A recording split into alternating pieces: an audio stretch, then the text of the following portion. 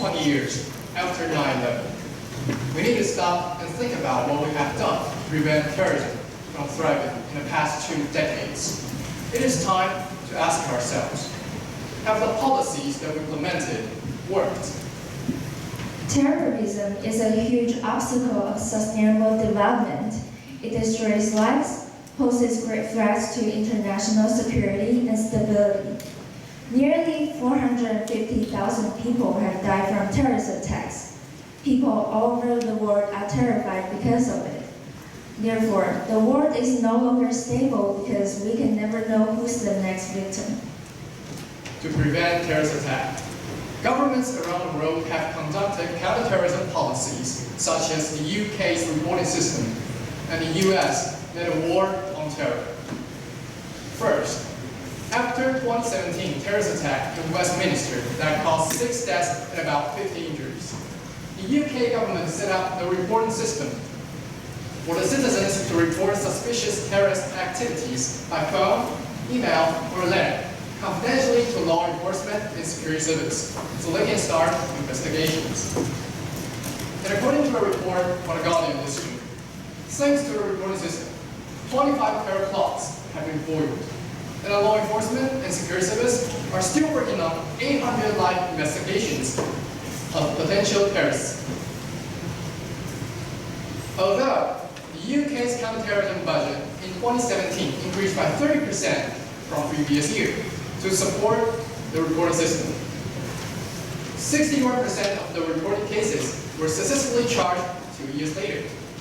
However, with the tremendous amount of money spent, we have to admit that the efforts can only reduce the number of terrorist attacks, but unable to eliminate terrorism. The second case is the United States government's counterterrorism effort. The United States has been leading its allies to declare war on terror with a goal to eliminate terrorism.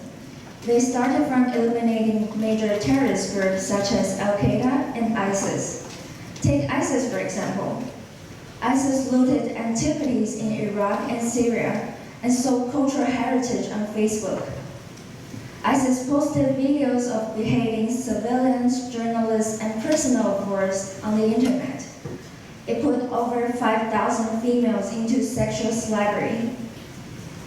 And its total occupied area was the size of the United Kingdom. For a while, ISIS seemed invincible and unstoppable. However, after the United States and its allies decided to intervene, the territory of ISIS sharply shrunk to less than 1/10 of its original occupied area. And its leader, Baghdadi, and his sons finally committed suicide in the Berisha raid in 2019.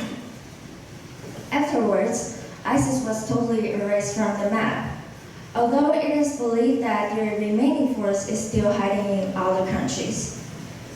According to a report from the BBC News, the war on terror cost the United States $2.4 trillion, and at least 4,000 American and their ally soldiers were killed in action.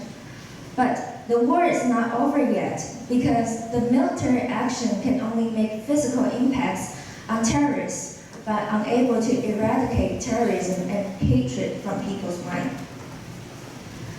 In the past 2 decades, our security policies have been short-term and focused on the here and now. It has downplayed the long-term impacts.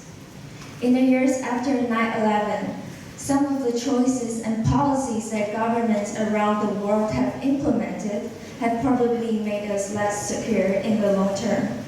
Because these cannot deal with the real problem. Tragedies will happen anytime.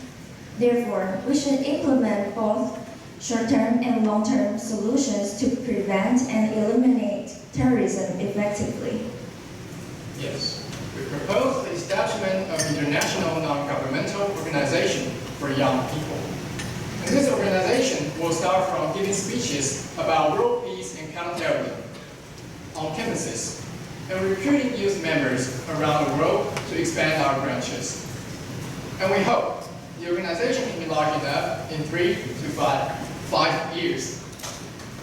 So we can launch petitions to advocate the United Nations Security Council and UNESCO hold annual General Assemblies with us, young people. And our goal in the end is to reach a consensus and sign sustainable and peaceful counterterrorism MOU with them. And we recommend the United Nations Security Council help developing countries that suffer from terrorist attack.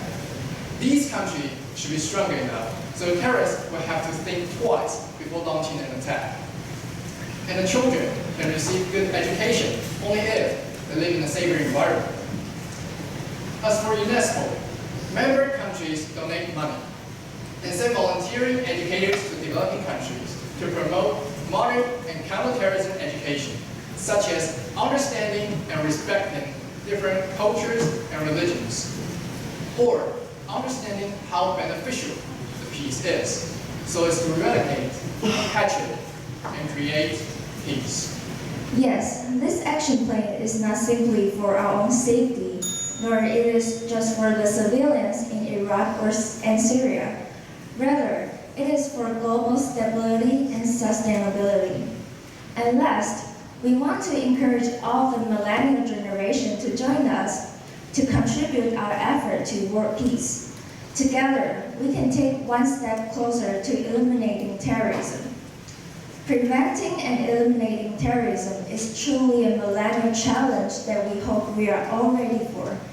It is possible. But only if We dare to act. Thank you.